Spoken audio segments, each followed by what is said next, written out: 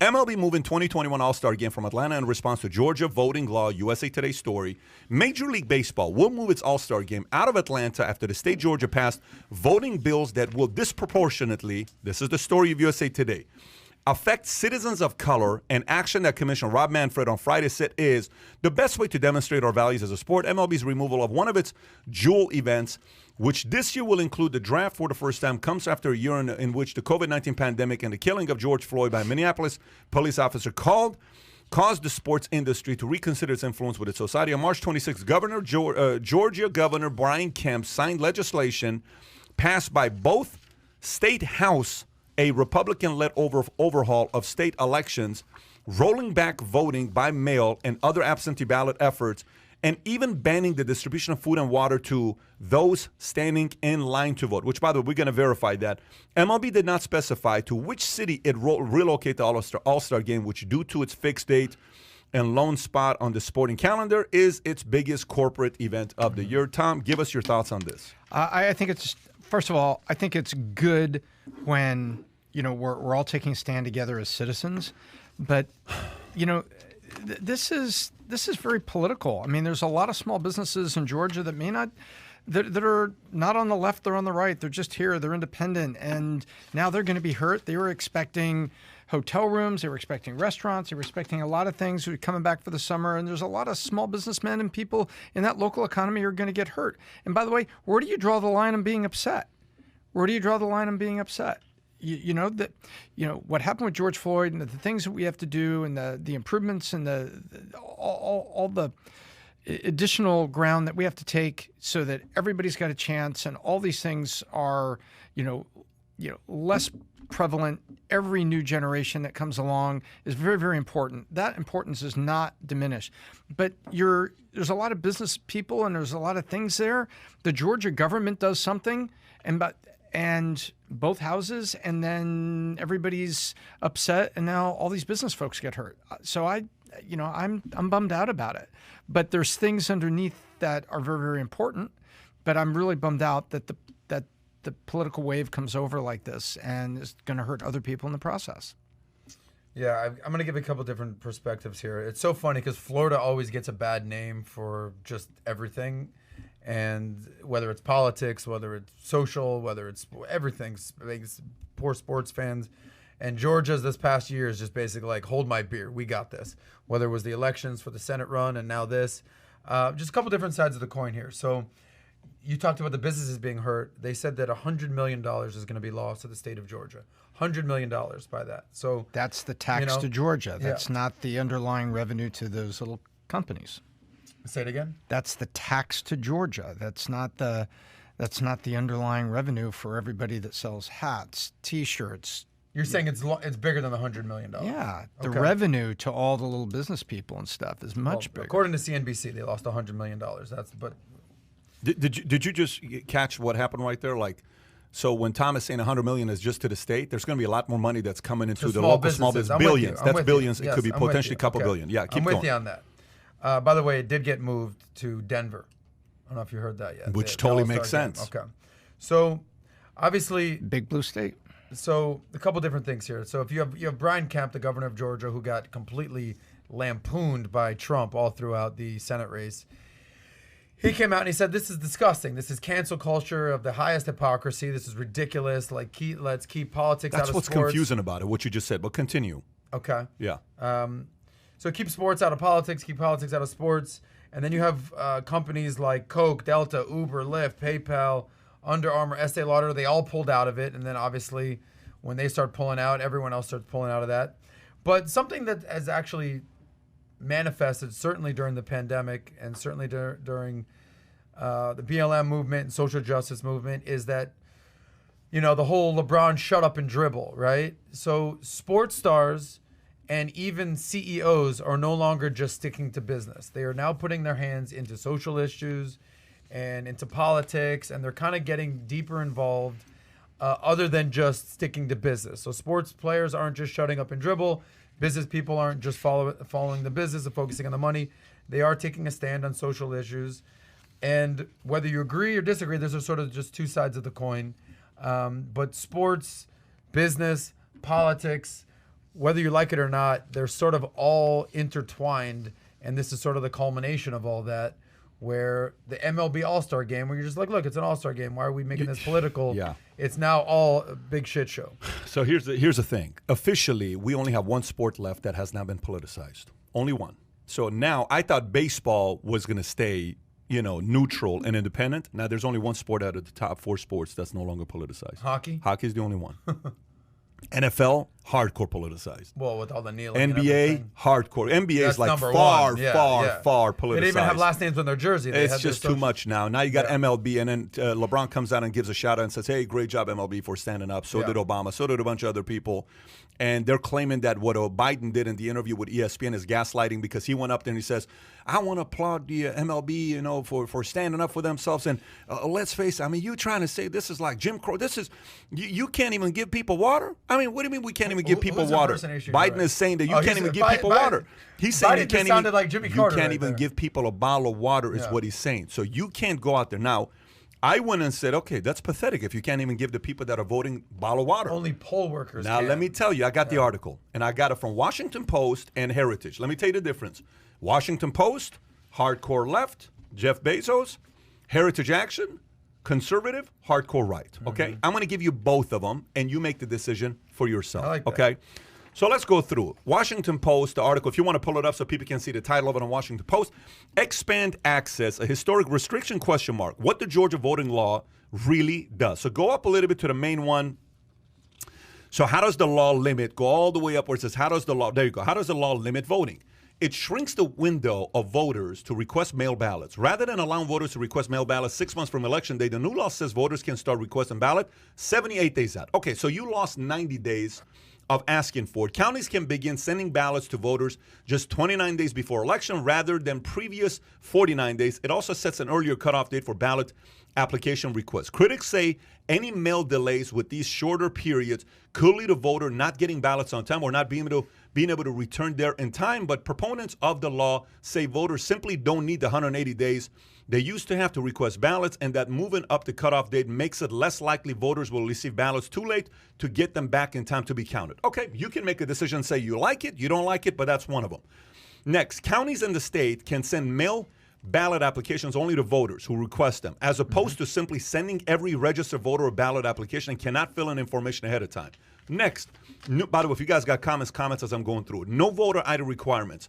Voters who cast mail ballots will have to provide one of several forms of identification.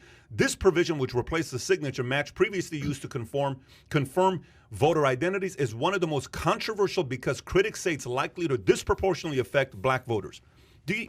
What do you say about that, Tom? The fact that you have to show an ID, and they're saying it's not fair to show IDs. What do you say about that? What do you mean? There are several forms of them. It's not just a driver's license, because maybe your driver's license is suspended, maybe you don't have it. There's several forms of identity. I can't comment on anybody who's analyzed it and say it's disproportionately going to affect one group of voters or not. But it was several forms of identification. There was a list.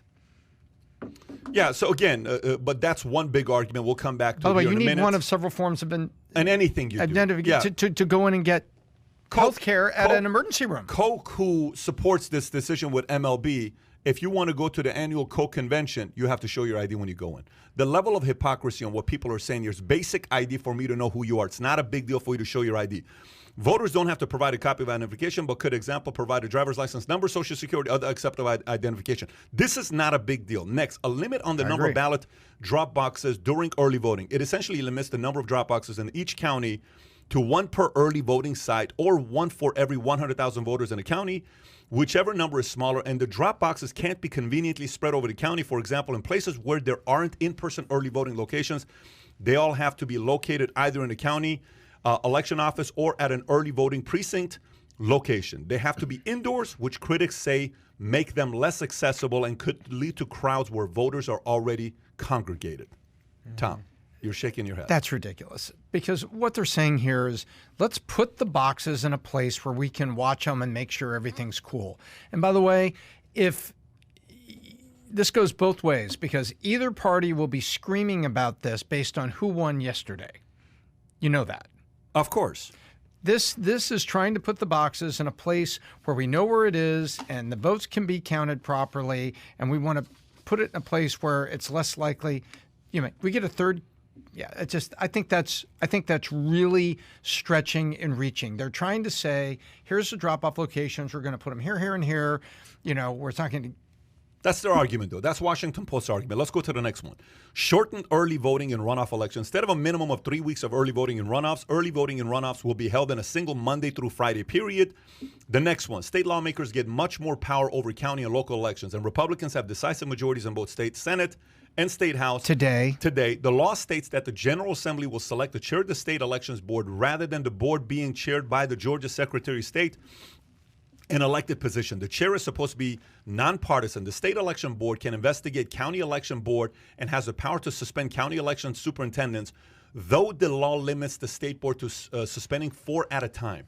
You might remember Georgia Secretary of State Brad, who became the target of his own party's ire after President Donald Trump asked him to find votes in the wake of 2020 elections. This provision seems like a direct reaction to that, ensuring partisan state lawmakers can control the elections process more directly. Let's not forget, Kemp did not do what Trump asked him to do, and Trump couldn't stand what Kemp did to him. So just 5 months ago, Kemp was a good guy. Now Kemp's a bad guy, even though he didn't defend Trump.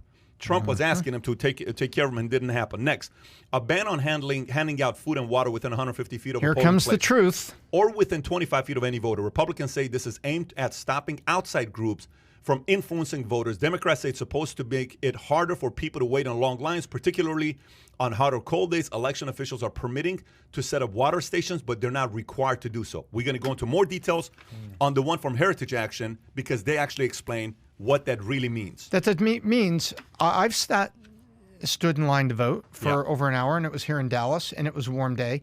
And what this is, you are not supposed to be approached by any person while you're waiting in line. Non-partisan can give you water. Partisan cannot give you water. That's right. So if the League of Women Voters sets up a water station there so I can get water on the hot day, I can get water. No one's depriving them. But what they're saying is, when you get out of your car and they say, excuse me, are you voting for this position or that position? But as soon as you cross like where the cones are, they can't talk to you anymore. You're now in a polling place, and no one's supposed to be within so many feet of you. That's what this is about. This isn't about depriving people water. We got 4 minutes. I want to go through both of them. A few ways to it expands voting. A minimum number of drop boxes is guaranteed. Kemp has been arguing publicly that in rural counties that didn't have drop boxes in previous elections, this is an improvement. Drop boxes weren't allowed in Georgia at all before 2020, and not all counties had them even during the pandemic. While the number of drop boxes is so limited, it might not make a huge difference for voters. Kemp is correct that the law for the first time codifies requirements for a minimum number of drop boxes in each county. Phenomenal. That's very good. Keep going up, keep going up, keep going up. Yeah, now they're required. There must be drop boxes. Yep, an additional day of early voting in the rural counties. The new bill requires at least 2 Saturdays of early voting for each primary and general election. Previous Georgia law required only 1. It allows counties to choose when their early voting locations are open for a minimum of 8 hours between 7 a.m. to 7 p.m. Reasonable. More resources for precincts so lines don't get too long. The law basically requires the state to monitor polling locations to see if any have lines longer than an hour or still have voters waiting in line for more than an hour after polls were supposed to close. In those cases, the state is required to either form new precinct locations to ease the strain or beef up the existing polling locations capacities to handle large number of voters. This applies specifically to populous precincts, mostly in urban areas. Sounds like more opportunities to vote. I agree as well. Here's what didn't make it into the bill. A block on Sunday voting. Earlier proposals called for a ban on Sunday voting. This proposal was seen as directly targeting black voters who often vote as part of church-run sold-the-polls effort that takes place on Sundays. This is a good thing. They can still vote on Sunday. They can all take a walk down together. This is a good thing. Yes. A ban on no-excuse absentee ballot. Tom, just turn off your ringtone. Just turn it off. Yeah. A ban on no-excuse absentee voting. Georgia Republicans actually passed a bill in the state Senate a few weeks ago that would have ban no excuse absentee voting, one of the most criticized but not uniformly agreed upon GOP protocol. Okay, so that's Washington Post. Go to American Heritage. Go to Heritage Action for America. This one's short. It's just 2 pages. Okay, myth versus fact.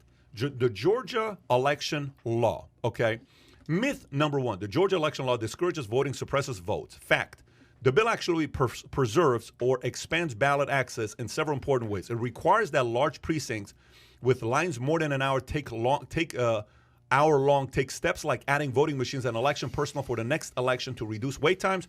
It does not change the number of total early voting days, actually increases the mandatory days of early weekend voting compared to 2020. 134 of 159 counties will offer more early voting hours in the future elections. Under the new law, it codifies election. Okay, we read that already. just read Voters that? can continue to vote absentee with no excuse, unlike states like Delaware, who is from Delaware, by the way? Isn't a guy named Joe from Delaware? I think he's from Joe Biden's from Delaware. Voters can continue to vote Your boy. absentee with no excuse, unlike Delaware, which is where Joe Biden's from, New York, Connecticut, which require an excuse to vote absentee. Myth number 2, the Georgia law eliminates voting on Sunday to surpass African-American votes. Georgia law was silent on Sunday early voting days prior to SB 202. And in 2020, only 16 out of 159 counties offered early voting on Sundays. The new law explicitly provides the option of holding early voting on 2 Sundays for all locations. It actually increases the mandatory days of early weekend voting across the state. That's myth number 2. Number 3, there's only 6 of these, so hang tight. The Georgia election law suppresses the vote with onerous voter ID requirement. The law requires a driver's license or free state ID number, which 97% of registered voters already have. Anyone without a valid ID can easily obtain one for free. The voter ID requirement replaces the state's controversial signature match program that led to disqualification of thousands of votes in 2020. The law's voter ID requirement for absentee ballot is overwhelmingly popular in Georgia across the board, according to AGC. Atlanta Journal-Constitution, the newspaper in downtown Atlanta. In January, 74% of Georgia voters support it, including 63% of black voters and 89% of those making under $25,000 a year. Interesting. So that data is not being written by Washington Post, but now we know you can click on the link AGC to go to it. Not yourself, Sam, the audience, if they want to do it, not us. Myth number 4, the bill eliminates drop boxes for absentee voting. Fact, the drop boxes used in the last election did not exist a year ago. They were first utilized in 2020 as a pandemic precaution. The bill makes them as an official part of Georgia elections, and they will be available in 159 counties and under supervision to protect against tampering. There you number go. 5, the bill lets Republicans throw out any county votes they don't agree with. The bipartisan state election board can do performance reviews of local election supervisors who failed their area's voters with things like long lines and awful absent ballots. The board will not overturn election results. The law simply provides a process to review and ensure officials are technically competent and compliant with the state laws. The process requires a high burden of proof. Someone's okay, got it. And then last but not least, myth number 6, the bill bans drinking water for voters while waiting in line. Fact, like the countless other states that have very specific laws against electioneering near polling places, Georgia has codified rules preventing political groups from handing out food or water to voters in line as an incentive to vote, but specifically allows poll workers to make water available to anyone who wants it. The law will also directly cut down wait time, meaning refreshments for people waiting in line will be necessary. This law didn't move the All-Star I just read game. 2 books right Yeah, there. I was going to say, This you really law unpacked that. did not move the All-Star game. Joe Biden gaslighted and moved the All-Star game. I mean, that's what people are saying. That's the speculation. And out everybody, there. and by the way, Coke and everybody else sees the world reacting. They want to be on the right side of history, so they say, okay, we're out. Because they don't want to explain that something is misunderstood. They're like, no, I'm not going to get in the middle of this. If this is getting too hot, then we have to move and we have to be on the right side of history. Look, even though this is really sad. The audience has the choice to pick and choose which article they want to read. I gave you both of them. And put the link below for people to go see it. If you can comment below as well. Can you do that? Oh, you want to put it in the description? Put it in the chat box right now so people can go to it if they want to go to it. But here's the point. Yep. What happened over there was so politicized Right. that Atlanta, Braves took a hit. Small business owners took a hit. Major hit. Fans took a hit. Huge hit. Massive hit. Why? Rob Manfred already made a dumb decision a couple years ago when the Astros did what they did, and he didn't suspend anybody. And he said, if anybody hits them, we're going to suspend you. None of the Astros players got any kind of punishment. The GM got fired or whatever happened to him. Nothing happened there. 2 years later, year and a half later, he was saved by COVID. Everybody forget about what happened to Astros, okay? Right.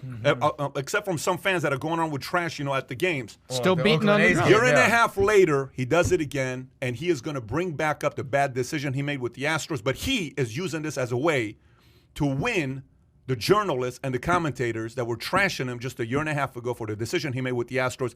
It's his way of winning some cool points, and he may win it 100%. but you took a 100%. hit with the league. Maybe wrong. That's my thoughts. Adam, final thoughts? Yeah, no, I I'm gonna turn think it over this to is you. the beauty of listening to the PBD podcast is that we're going to give you both perspectives and you can do your own research to figure out what makes the most sense and what the truth is. But we're going to kind of give you both sides of the spectrum. And as they always say, if you have two different perspectives, the truth sometimes is in the middle. And so go do your own research. So if you enjoyed this little short segment from the podcast that we did, here's another short segment to watch. Or if you want to see the entire podcast, click over here. Take care, everybody. Bye-bye.